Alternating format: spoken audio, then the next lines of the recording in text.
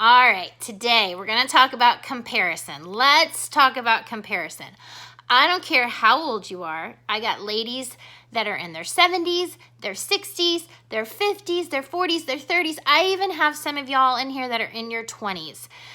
Comparison is the thief of all joy. We know that. We hear that, okay? But here is what I want you to really, really focus on today.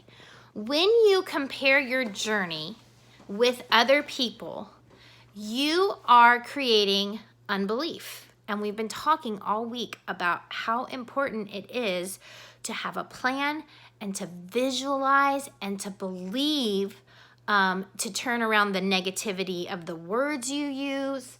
And you have to believe in your abilities. And so here's one thing I love. I wrote this post, and I'm sure some of you guys saw it.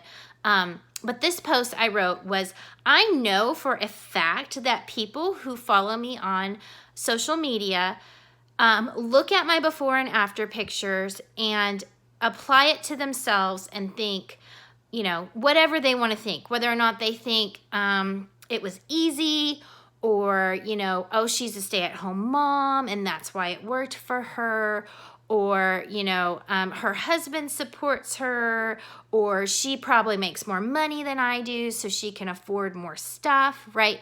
None of that's true, okay? Finances are very tight in my house, and when I started, I didn't have the money to do this. I have multiple chronic health issues, such as a slow thyroid, type 1 diabetes. I had fibromyalgia, chronic pain. So I had plenty of things stacked against me. But when you only see my picture, you don't see all of those things. And so if you happen to see a friend or talk to your husband who's going to drop weight a whole lot faster than you, or whatever, those people are not in your life, in your situation, in your shoes. Okay, so run your own race.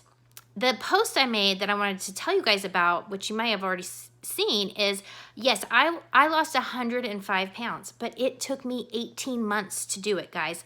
And the first 10 months, I dropped weight fairly quickly. And part of that was just because I ate so poorly and I did nothing before this, that even just a few days a week doing T25 and really cutting my calories, I got great results. But once I lost about 85 pounds, it took me like 6 or 7 months to lose the last like 15 pounds. It was super discouraging. Some months I would just sit and nothing would happen. So I guess my point is it's real easy to look and go, wow, you know, Jackie did it. Why can't I do it? Well, my average weight loss, guys, was 5.8 pounds a month, okay? A month. So some of y'all who are like, oh, I only lost 3 pounds this week. Stop that. Like, really? There are going to be times where the weight falls off, and there's going to be seasons where it doesn't, and it will. But when you compare, how is that serving you? So I want you to think about that. Is this thought serving me?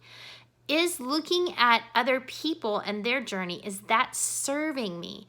And if the scale is your way to measure success, sweet friend, you gotta let that go. And I know, especially if you're doing 2B mindset, it's really hard because you're on the scale every day.